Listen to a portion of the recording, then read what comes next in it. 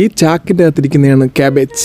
ഈ കാണുന്ന സാധനം ഇതൊക്കെ നമ്മൾ കടയിൽ പോകുമ്പോൾ നമ്മളെ കയ്യിൽ ഇതുപോലെ തരുന്നത്. സത്യം പറഞ്ഞാൽ നമ്മുടെ ചാക്കിൽ വരുന്നത് ഈ കാണുന്ന രീതിയിലാണ് ചാക്കിലിരിക്കുന്നത്. മൊത്തം ഇല കൊണ്ട് കവർ ചെയ്തിരിക്കും.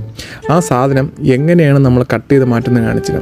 ആദ്യം തന്നെ ചാക്കിനകം കമത്തിയിടണം, എന്നിട്ട് ചാക്കിനകം കട്ട് ചെയ്യണം. പിച്ചാത്തി വെച്ചാണ് ഞാൻ ഇറക്കുന്നത്.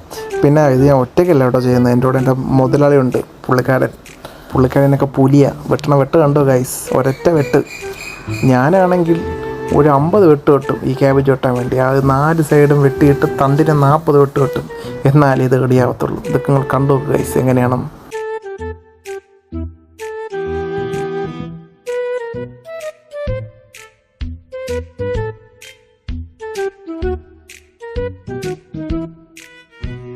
ഒരു ചാക്ക് നിറയെ ക്യാബേജ് വെട്ടുമ്പോൾ അതുപോലെ ഒരു ചാക്ക് നിറയെ ക്യാബേജിൻ്റെ ഇല കിട്ടും.